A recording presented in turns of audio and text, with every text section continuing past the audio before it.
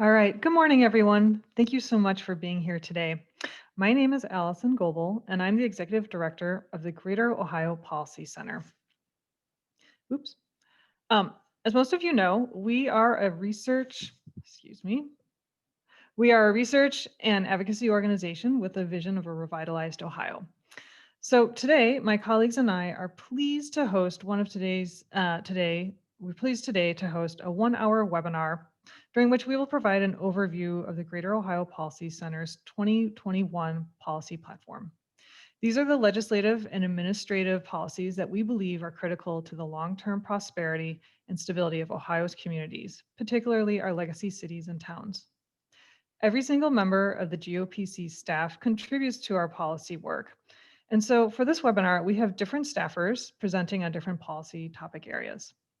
Today, we will present 3 major buckets of priorities.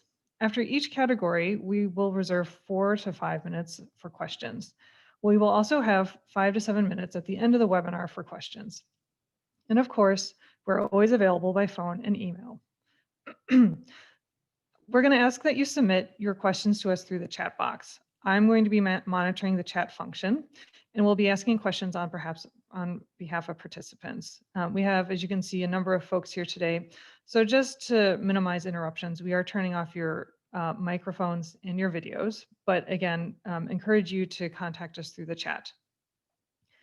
We are and will be recording and posting this webinar to our website, www.greaterohio.org. We are going to use some slides in the presentation. They're fairly minimal.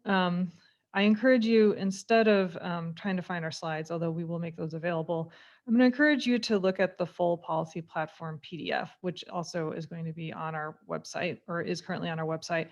I will include a direct link to that in the chat function later on during the webinar. With that, I'm going to turn this over to GOPC's Director of Strategic Engagement, Jason Warner. And Jason's going to quickly describe the processes we took to write this platform, what successes we are building on to advance our policy platform priorities.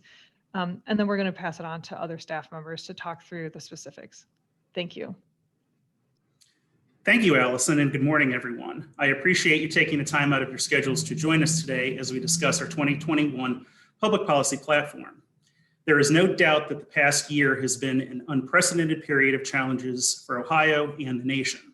While each month has presented new challenges, they also present new opportunities for reform and growth to build a greater Ohio. The 2021 public policy platform, Building a Greater Ohio, has been structured through the hard work of all of us at GOPC, along with the input of the many networks that we work with on a day-to-day basis. Taken together, Building a Greater Ohio builds on the successes of the past 2 years, including the enactment of Ohio's new bona fide prospective purchase defense law, passage of historic funding for public transportation at the state level, and significant progress on the implementation of a statewide active transportation policy, and seeks to fulfill our vision of a revitalized Ohio. We believe that this platform builds on what exists, sees what could be, and creates solutions to enable sustainable growth, encourages pride in place, and fosters collaboration while building a greater Ohio. First, GOPC's project manager, Aaron Clapper, will discuss investing in brownfields. Then, Senior Research Associate Maria Walliser-Wahebe will discuss our innovations in infrastructure and transportation, followed by Senior Manager of Special Projects, Erica Spade-Petrus, who will review an important issue dealing with the municipal income tax. Finally, Manager of Research, Lindsay Elam, will discuss our proposals to empower Ohio's legacy cities. As Allison noted, after each section, we will have time set aside for your questions, and we also should have time at the end as well. And as always, please feel free to reach out to us after the webinar for questions or to discuss our platform proposals in greater detail. With that, I will introduce Aaron Clapper to talk about brownfields. Thank you, Jason. Good morning, everyone. Thanks for joining us. Ohio was once a leader in redeveloping blighted industrial and commercial properties known as brownfields. Found in every county and community, they're unusable in their current conditions, and brownfields discourage investment and create barriers to economic advancement throughout all communities in Ohio. Brownfields have remained a top policy priority for GOPC over the past few years, and with our advocacy, we focused on regulatory reform, and increased dollars for brownfield redevelopment program. As Jason mentioned, GOPC was successful in assisting with the passage of regulatory reform legislation, the Bonafide Purchaser Defense, in the 133rd General Assembly. The BFPD, as it's known, is legislation to encourage private investments in brownfields by providing liability protection to prospective purchasers. The legislation primarily aims to target lightly contaminated brownfield sites. Overall, it was passed unanimously in both the House and the Senate and signed by the governor. It has since been enacted into law. A dedicated funding source for a brownfields program is a second way of our advocacy that can assist local communities in tackling brownfields. Brownfield stakeholders agree that a funding source should be community responsive and comprised of grant dollars, as cleanup can be costly and for communities.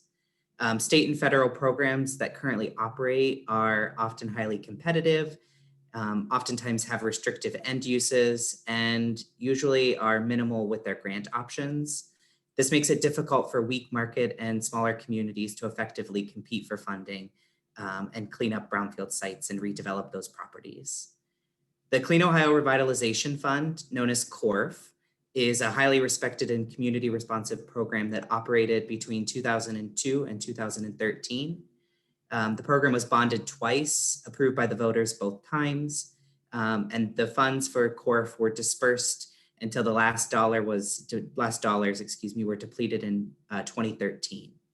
When CORF was fully operational, Greater Ohio research shows that there was a 4-to-1 economic return to the state, and the program contributed to nearly $1 billion annually to the state's GDP.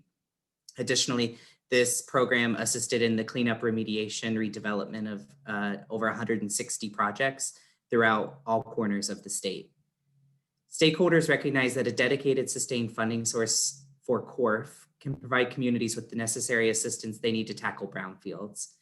In the 133rd General Assembly, GOPC worked with policymakers at the State House to introduce House Bill 675, which was legislation to dedicate funding for CORF, The dedicated funding source identified was the excess liquor profits that were returned to the state from the Jobs Ohio formula when Jobs Ohio was created. This dollar amount, currently around $40 million, has been going to the general fund over the last few years. As written in Ohio law, the allocation can go to fund the Clean Ohio Revitalization Fund, and therefore stakeholders and GOPC recognize that this dollar amount should be dedicated for that purpose. GOPC continues to work with policymakers at the State House, and it is anticipated that legislation to fund CORF will be introduced in the 134th General Assembly. CORF will be a flexible, sustainable, and complementary program to existing environmental remediation programs at the state and federal levels. It holds the option to fill the necessary gaps in brownfield funding that Ohio once had and is currently missing in the state. By dedicating funding to CORF, communities will have additional resources at their disposal to address economic development. And at a time when the state is facing economic uncertainty as a result of COVID-19, the legislation holds the potential to restart the economy, to help with the development across the state, create jobs, revitalize downtowns, and overall boost to our economy. All in all, that is our policy ask for brownfields and funding for the Clean Ohio Revitalization Fund. And I'd be happy to answer any questions that anyone may have in the next few minutes.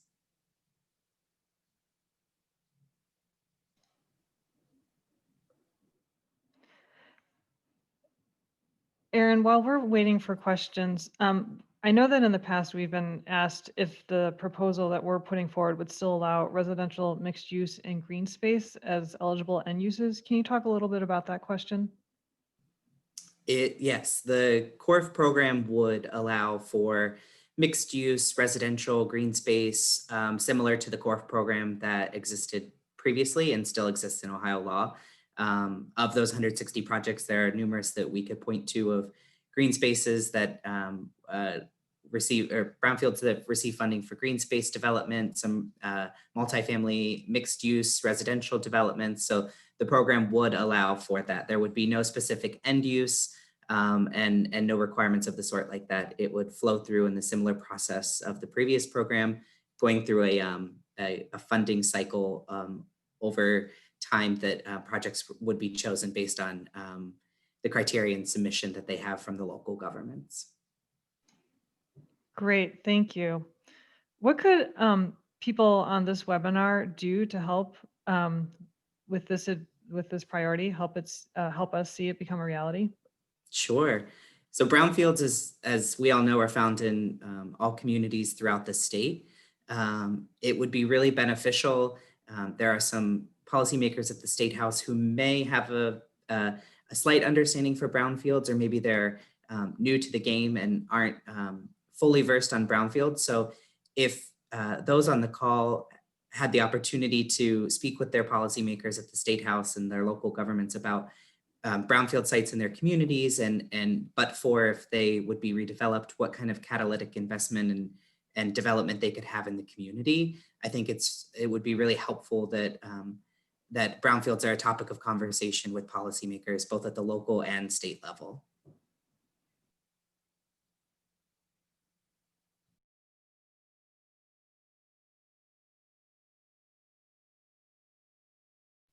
Great, thanks, Erin. Seeing that we don't have any questions coming in right now, why don't we move on and make sure that we have just plenty of time at the end in case other questions emerge. Thank you. Thanks. All right, thank you, Allison and Erin. Before I turn to Maria, I do want to say that one of the most important legislative achievements we saw in the previous General Assembly was the enactment of $70 million per year in funding for public transit agencies across Ohio for the 2020 and 2021 state budgets. Ohio's transit agencies have been a lifeline for communities across Ohio throughout the COVID-19 pandemic, continuing to provide vital services to those who need them, and oftentimes foregoing collecting of fares in order to promote rider and operator safety. We strongly encourage the legislature to continue this funding for the next 2 years to ensure Ohio's public transit agencies are able to continue to provide these vital services over the next biennium. Now I want to turn things over to Maria Walliser-Wehebe to talk about our transportation priorities. Thank you, Jason. As I mentioned, I'm going to be covering Greater Ohio's transportation priorities coming up in the next General Assembly. Ohio's networks of roads, sidewalks, and transit are critical to the quality of life and economic competitiveness of the state. Ohio has one of the largest and most active transportation systems in the country, with 262,350 total lane miles and 44,657 bridges. But a 2018 report found that nearly 30% of all roads across the state were in either poor or mediocre condition. Prioritizing preservation and repair projects would not only address the existing maintenance needs across the state, but the shift would generate more jobs than capacity building or expansion projects, according to a review of the 2009 American Recovery and Reinvestment Act. The Ohio Department of Transportation already allocates a significant portion of their capital funding to system preservation. GOPC advocates for continued and clear commitment to smart growth investments in our existing transportation systems at both state and local levels. Transit and active transportation have a role to play here as well. We believe Ohio's infrastructure should work for all users, not just those in cars. That's why we should lean into a diversified multimodal transportation network that will serve Ohioans as they run, walk, or bike outdoors in safe environments.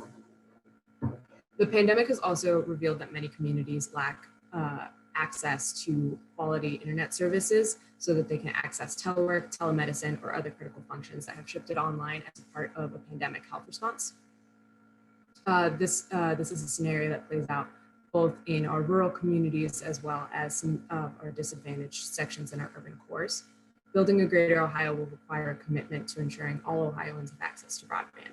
There have been efforts undertaken at the legislature to provide more funding for development of greater broadband access across the state, and GOPC will be lending our support to these efforts in 2021. We believe there are a number of ways that this can be achieved, including through so-called Dig Once policies through the Ohio Department of Transportation. As Ohio works to expand the number of smart roadways we have across the state, opening up highway right-of-way along these corridors to allow for public broadband access is one way that we can achieve two goals at one time while limiting both cost and inconvenience. I'd like to pause here for Jason and I to address any questions related to GOPC's infrastructure and transportation work that might come up in the chat.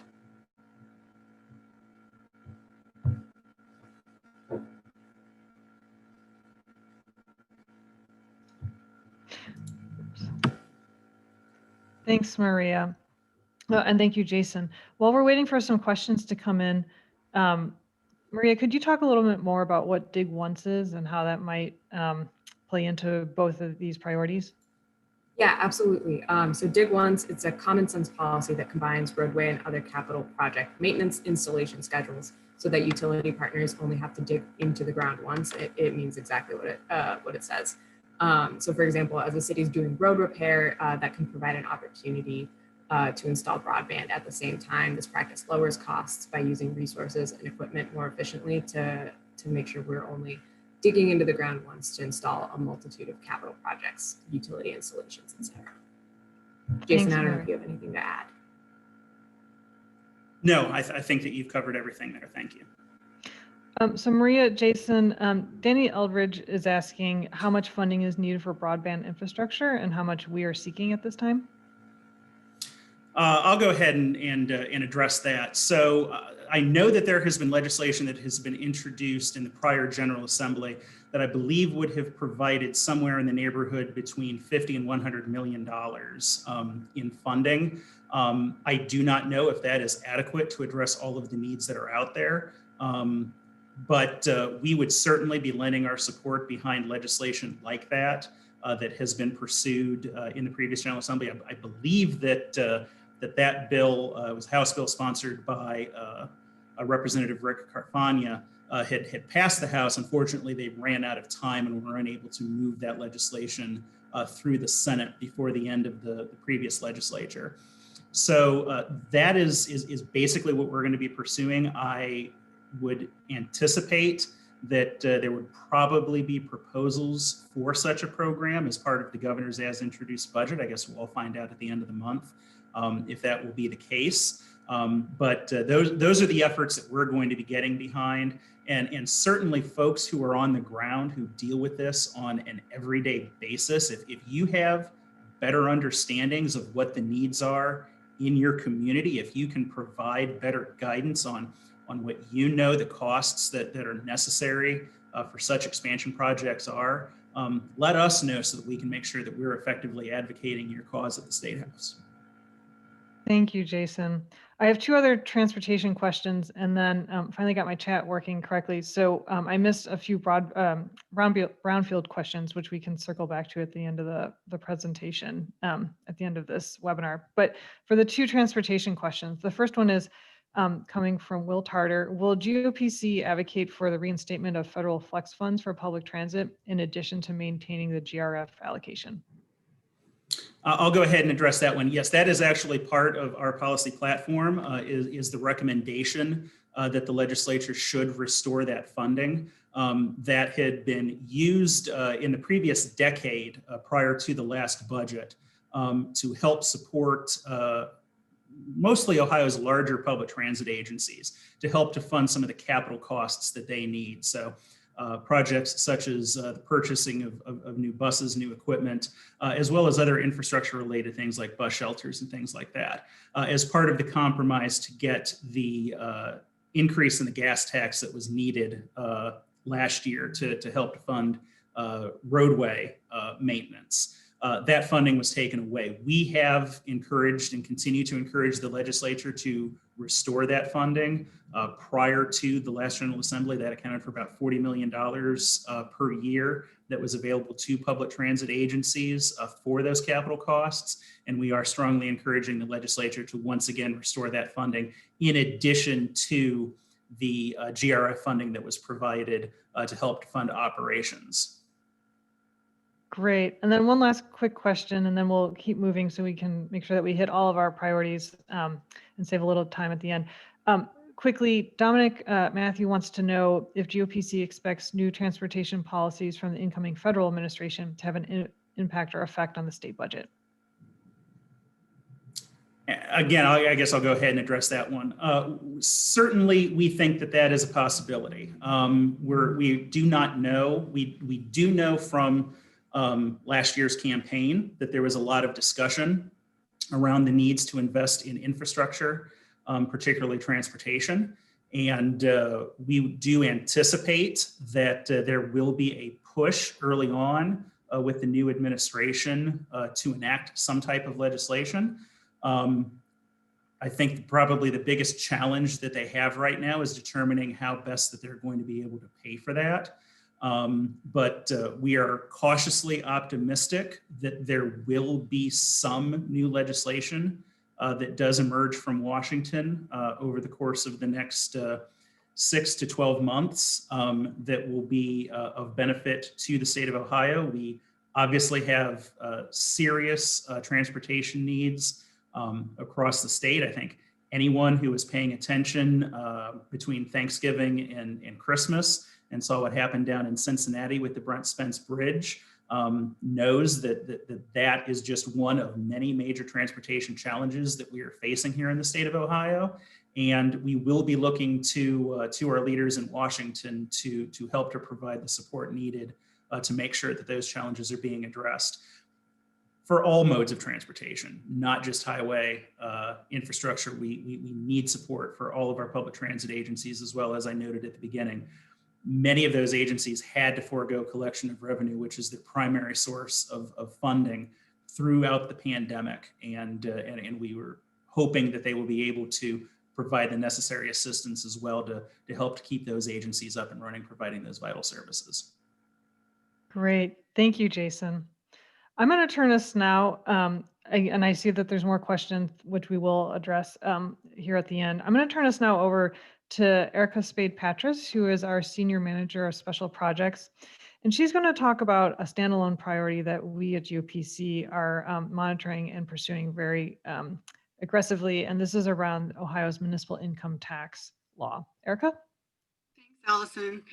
As every one of us knows, one significant impact of the pandemic was to change the physical location where a lot of work happens, particularly office work.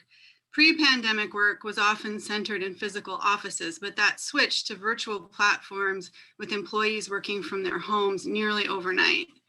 As part of the first pandemic response legislation that the Ohio legislature approved in March 2020, a change was made to the so-called 20-day rule that requires employers to remit municipal income taxes for employees working remotely for more than 20 days to their city of residence, as opposed to the city where their office is located. Last summer, legislation was introduced to repeal this change in the law, spurring debate about the future of the municipal income tax at the State House. GOPC has joined a growing coalition of interested parties in advocating for 3 actions pertaining to municipal income tax. The first is to establish a gubernatorial task force to study how the pandemic has impacted and will continue to impact the municipal income tax system. This will ensure thoughtful, equitable solutions are proposed. The second is to extend the March 2020 provision through 2023. This date certainty will allow the marketplace time to react to life after COVID and give the task force and interested parties time to learn what the future holds for Ohio and its workforce. The third is to freeze the possibility of refunds to individuals through the life of the March 2020 provision extension.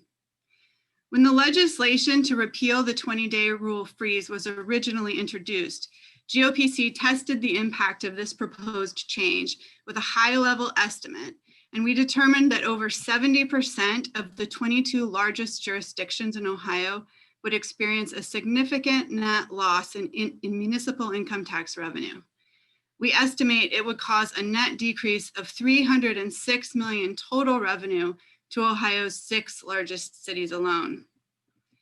Ohio's largest tax collecting council of governments, the Regional Income Tax Agency, also called RITA, conducted a similar but even more in-depth analysis of the same policy and found that 85% of the 300 municipalities they serve could anticipate a net revenue loss.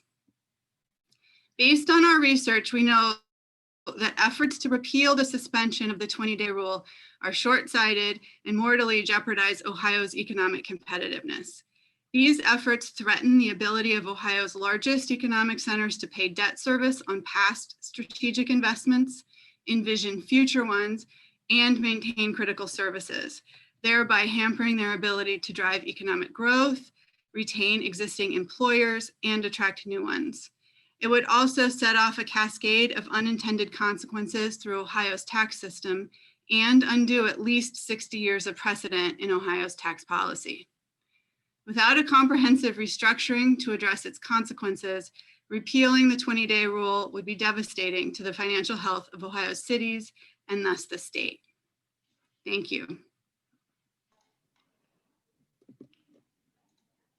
Erica, thank you.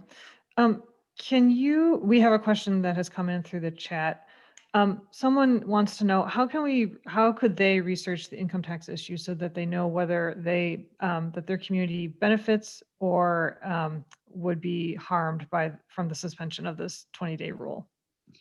GOPC has produced one report, which is published on our website, which may offer some clarity on that. And we are also in the process of working on a second report, which expands the analysis to more cities, and that should be published soon.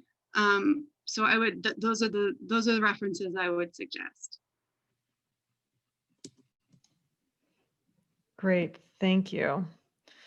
Erica, sometimes as we've been having these conversations, we hear about like suburbs or outlying areas being potential winners. Can you talk about a winners losers situation, if that's truly what we're seeing in the research?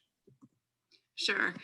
As I mentioned earlier, we are projecting a net loss of $306 million in municipal income tax revenue for the Big Six, which encompasses losses for each of those municipalities individually. As I just referred to, we've gone on to look at some smaller municipalities, and we've found that by and large, these trends hold there as well. And we expect the majority of smaller places to also experience losses in revenue. However, there are a minority of smaller municipalities that may experience some gains. In the second piece of research that we've done, we've taken a closer look at the size of those gains. And our estimates are that they are incredibly small as a percentage of the existing tax base. So while we can definitely forecast losers from this policy, we don't expect there to be dramatic winners. Great, thanks, Erica. I'm going to respond to a question that has come in from Danny Eldridge, which is why a gubernatorial task force and not a legislative task force? What should the task force study, and when would the recommendations be due? So we are in alignment with the Ohio Mayor's Alliance, which is really leading the charge on this because so many of their members would be impacted. And we agree with the Mayor's Alliance and others that a gubernatorial task force would provide the opportunity for the governor to appoint critical agency leaders to the task force and really compels too strong of a word, but encourage those leaders and their departments to really participate in the much needed conversation. This is a very complicated issue, as Bill Lafayette mentioned in the chat, and others have noted. This is a huge, complicated issue, and right now it feels like Band-Aid solutions. So we think that there might be just more oomph and importance given if it's a gubernatorial-led task force.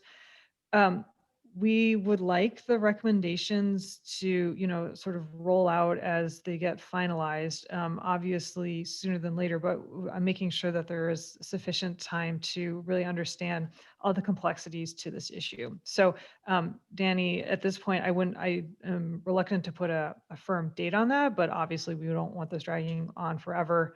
My guess too is that lawsuits might expedite that timeline.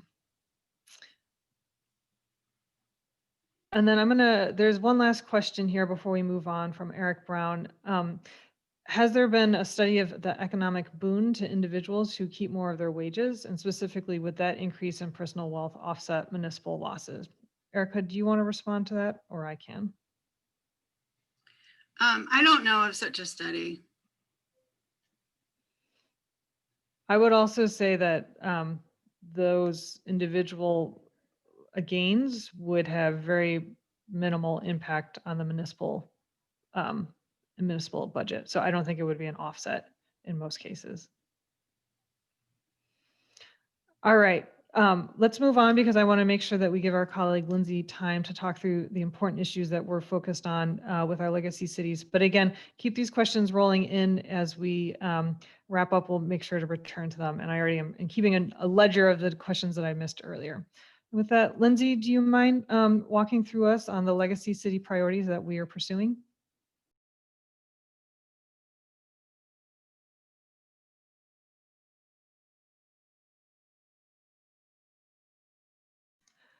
Lindsay, we're going to ask you to unmute.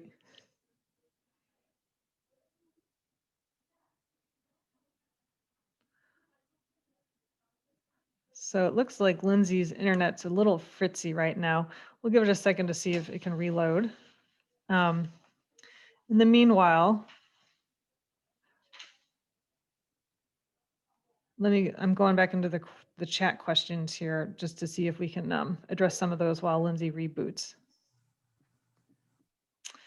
So Aaron, there was a question about, Lindsay, are you back yet? Okay. Aaron, there was a question about CORF. Would the Clean Ohio Fund, so someone asked, said that they're working on a Superfund site, a parcel that has that's been designated Superfund, but of course there's elements of that parcel that may not be Superfund but contaminated. Would CORF be an eligible program to be used on components of that site? Primarily, a Superfund site's going to work through US EPA and the Ohio EPA through the designated Superfund dollars. But the non-Superfund components of a Brownfield site, which there would most likely be as in addition to, could be complemented with a CORF investment, a CORF dollar, or other dollars from US EPA, OEPA, Ohio EPA, or Jobs Ohio and the like. But yes, that is possible to complement those dollars. Primarily, CORF would, I think the Superfund would probably be a little invasive and costly, that CORF would have to complement rather than do the whole assistance. Great. Thank you, Aaron. I see, Lindsay, you're back and that internet is firing at full speed. So we'll turn it over to you now if you're ready.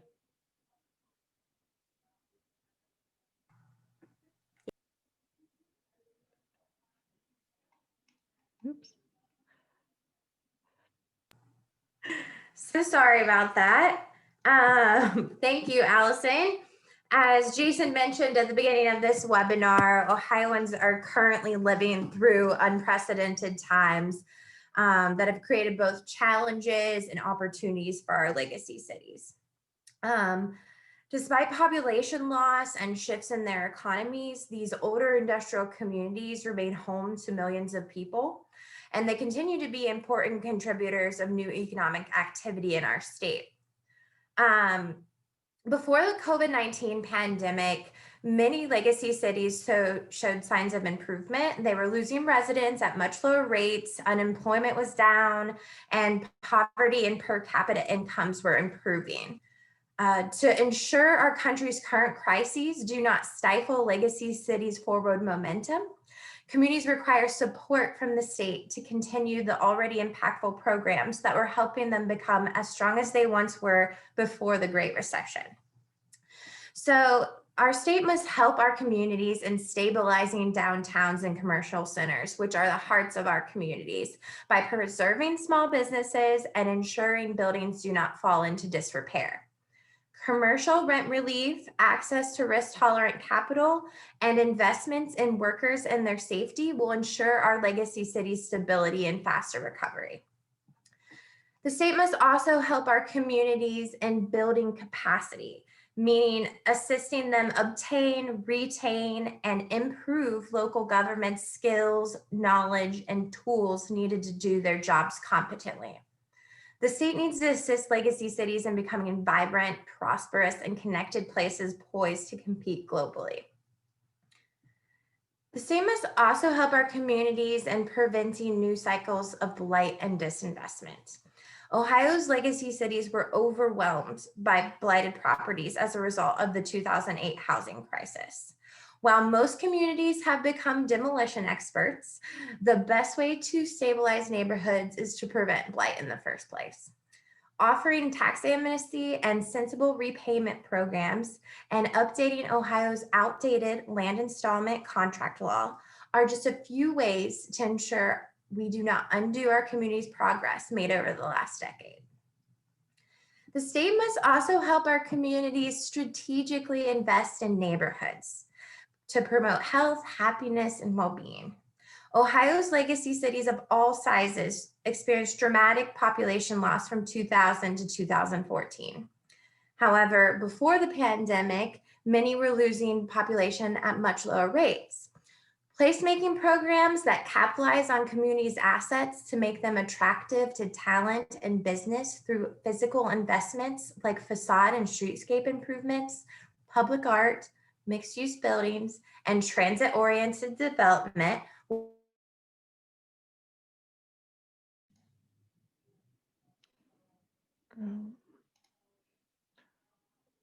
Seems like Lindsay's internet has gone down again. What she was going to say is that these are critical features of our downtowns and our communities, and make them both attractive to existing residents and potential businesses and new residents. The last area that Lindsay was going to talk about, and hopefully she'll be able to join us again here in just a second. These are the realities of work from home, is that we want to make sure that our all Ohioans and all of our families here in Ohio are protected through housing. Housing, as Lindsay was describing just a few seconds ago, are critical. Housing is the basis for our neighborhoods. Our neighborhoods, create strong cities and towns. So we want to make sure that we continue to provide support to the most vulnerable Ohioans to make sure that we don't see another housing crisis like the one that we experienced 12 years ago.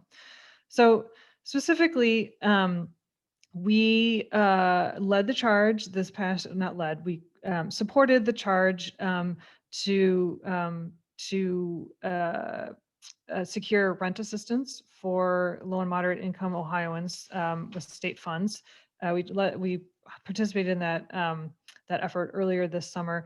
We'd like to continue to make sure that that rent assistance continues to flow into the state. Luckily, there's been some federal dollars that have done that are coming in later this spring. We also want to make sure that that we are not expediently foreclosing or evicting residents from their homes. And so making sure that the powers that allow for due process around foreclosure and eviction continue to be strengthened and held up, so that both tenants and homeowners, as well as landlords and lenders, all have a fair shake at that table. I'm gonna stop here. Again, apologies a little bit for the technological glitches. Again, just a reality of work from home in this area, but welcoming questions at this point.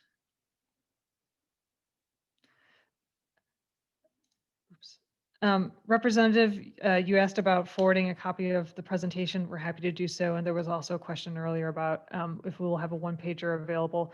The website link that I included in the chat a little while ago, and we'll make sure to include it again at the end, you'll be able to find both materials, the hard written materials, and then this presentation will be available on our website later this week.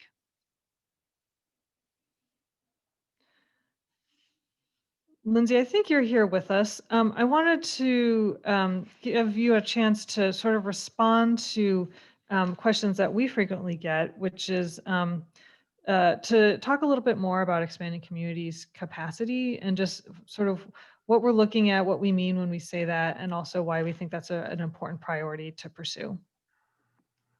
Sure. Fingers crossed my internet is okay now.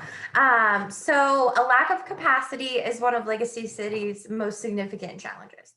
The state can expand communities' capacity by investing in technical assistance programs that serve local governments. For example, GOPC is currently working with its partners, the National Resource Network, Arnold Ventures, and the Just Transition Fund to pilot the Ohio State Resource Network, which is a program where communities receive consulting services from national experts like PFM and enterprise community partners. So through this program, consultants help participating communities build capacity, plan for multi-year fiscal sustainability, as well as fulfill their community priorities to improve quality of life and their economic competitiveness. To date, this pilot program has already assisted the city of Sandusky in navigating COVID-19 challenges. For Sandusky, consultants developed a multi-year financial plan that showed how to allocate the city's limited resources to invest in core municipal services while also remaining an engaged, invested partner in community and economic development efforts. Consultants also created a stakeholder and power analysis map to lay the groundwork for a regional collaborative body that the community wished to start. The regional collaborative is intended to implement key initiatives that extend beyond city government, for example, like regional workforce development efforts. And all of that work was done in partnership with the city of Sandusky, and it was funded mostly by Arnold Ventures, a philanthropic partner. And then the consultants worked with the city to determine a feasible match for them. The Ohio State Resource Network is also in the beginning stages of working with the city of Chillicothe and the village of Greenfield. So with state support, the Ohio State Resource Network and technical assistance programs like it could expand their reach to serve even more Ohio communities, to expand their capacity and help them implement impactful programs that work for them. Great. Thank you, Lindsay. A question that's come in through the chat is, should there be a moratorium on evictions and foreclosures until the COVID emergency ends? And apologies, I'm trying to get my video back on, but that's in any case. So I think our position here is that moratoriums have been important, but they're not really like the silver bullet here for a silver bullet solution to the housing crisis. So I think that the moratoriums that we had previously were important because there were very few other tools available at that time. Specifically, rent assistance was very limited, or really up to locals to provide. I think as more and more tools come on board, particularly from the federal government, that a moratorium on evictions and foreclosures may be not as sharp of a tool as those other ones may be. We are cognizant that, particularly in Ohio, there are many, many landlords who are small time, mom and pop landlords, and that moratoriums on evictions can detrimentally impact their family budgets. So we do recognize that there are costs to maintaining a moratorium. There's also costs to having people evicted from their homes. So we want to make sure that that there's an array of tools available to communities and to their residents as the COVID crisis continues. Another question that's come in, and Lindsay, I'll let you answer this. How would new communities access the Ohio State Resource Network for technical assistance? Reach out to us at Greater Ohio. We are connected with everyone on a near weekly basis. So we're always looking for new communities to help out. So just contact us, Allison or myself.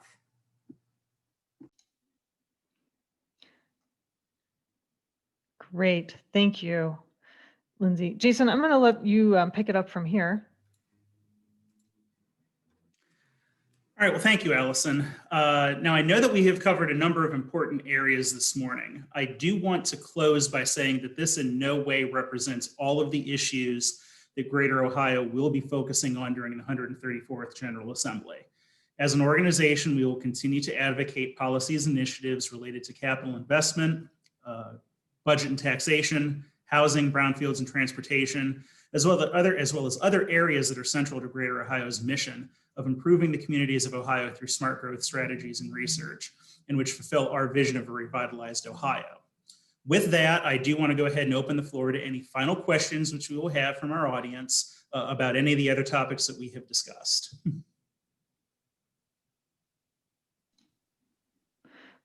Great, thanks, Jason. As I continue to look for the tab that gives me the ability to turn back on my video and monitor the chat box, I do want to bring forward a question that came in earlier, which was one that Bill Lafayette asked, which was, what are the mechanisms that communities and planners can use to learn more about the Brownfields work, as well as also just continue to educate their stakeholders? And I'd say more broadly, Jason, if you could talk about just what are the materials available for all of these policy priorities?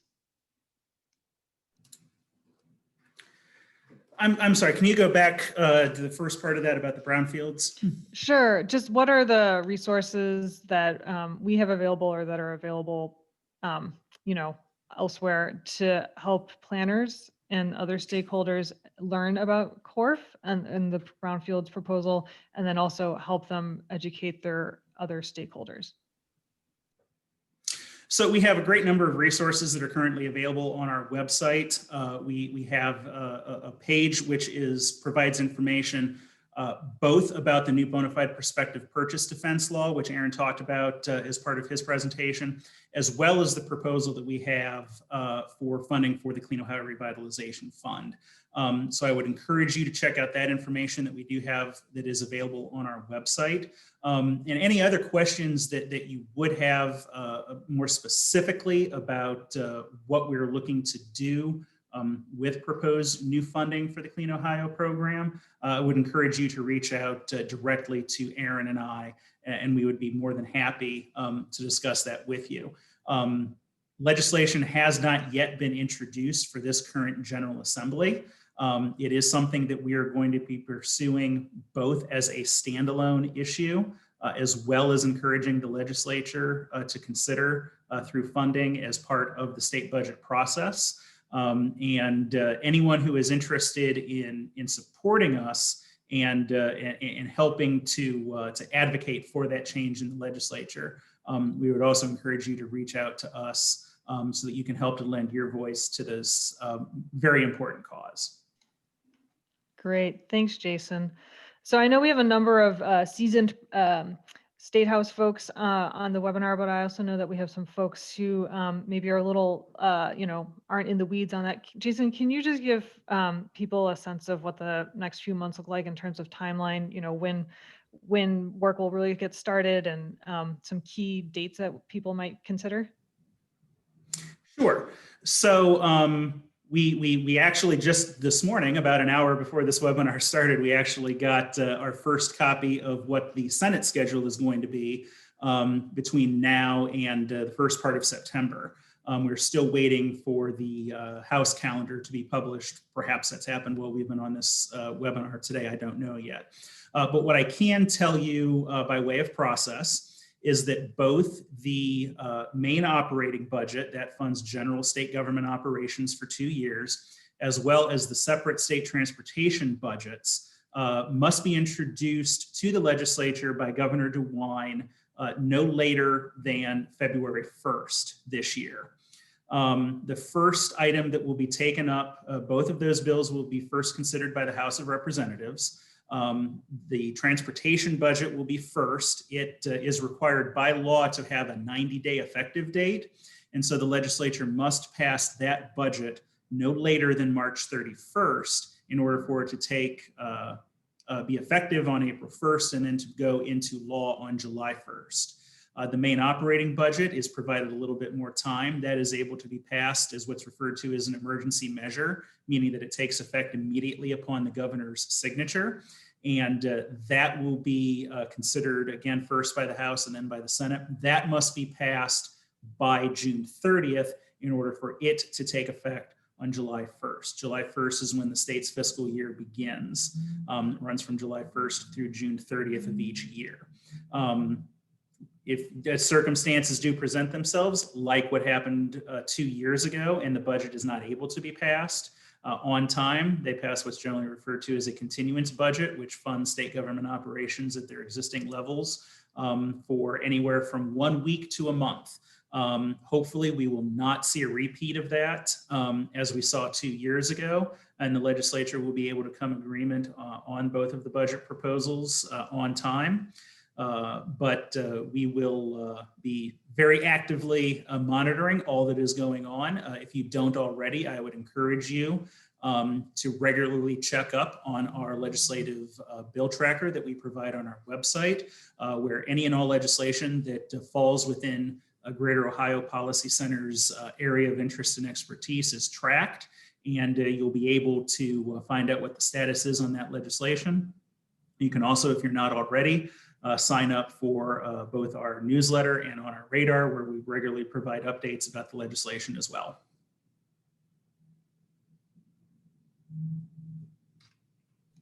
Great, thanks, Jason. So we have about 9 minutes left. I want to make sure that if there's any significant questions that we still haven't addressed that you'd like to get some answers on. I know that a question came in about roads and if we've overbuilt in Ohio, and I think our position at Greater Ohio is, yeah, but you know, that the steps that we're trying to take here today through this policy platform hopes to mitigate future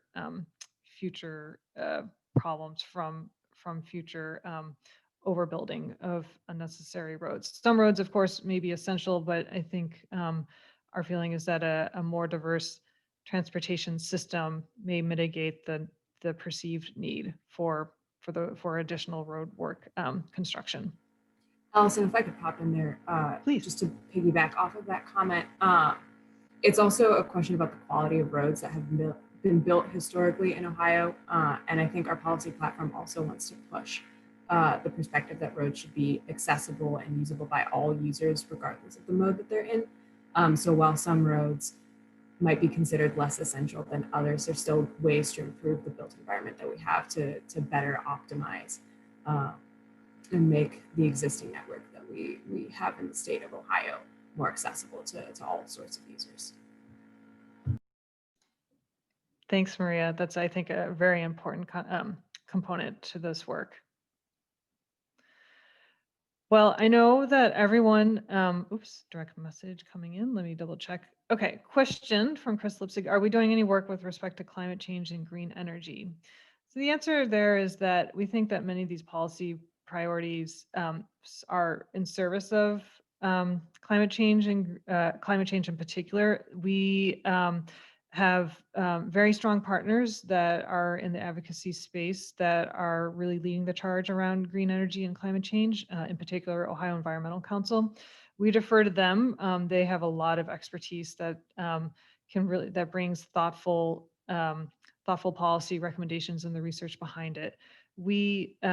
So we certainly are supportive, but we also know that because they're such strong partners in the state of Ohio, that we are a better partner if we sit sort of at the middle of that parade instead of at the front of the parade. Tony Coyne is asking about interchanges to existing highways, particularly around locally funded interchanges. Maria, you've popped on. Do you want to respond to Tony? Sure. And Jason, if you have any other comments, feel free to hop in here too. I think there's definitely room for some more education locally on again, leaning back into smart growth design and complete streets and things when it comes to locally funded roads. A lot of those decisions and dollars are still controlled by local governments, so counties and cities. So there's room to expand some education there in terms of better ways to construct the roads to meet the needs of all users. When it comes to highway interchanges, GOPC doesn't have anything particularly to say there, but I would recommend Mr. Coyne to look at NOACA. It's the MPO up in Northeast Ohio. It covers the 5 counties surrounding Cleveland area. They just released a new public policy to evaluate new interchanges as they come up, to look at them from more of a regional impact. And they're doing some great work up there that was just adopted back in December.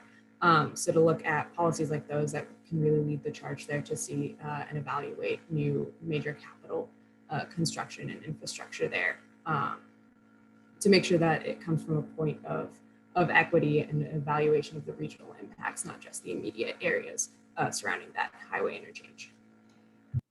Thanks, Maria. And Tony, if I misrepresented your question, please, jump in and make sure that we're answering exactly what you're looking for.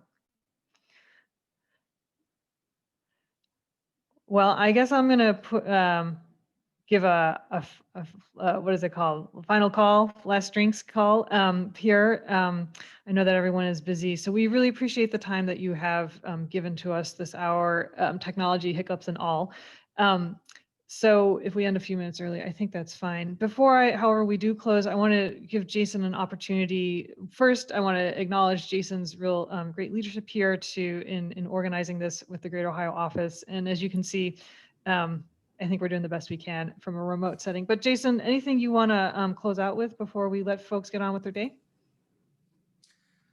Really, all that I want to do just one more time is just thank everyone who has taken time out of their busy days to join us today for this first ever public policy webinar.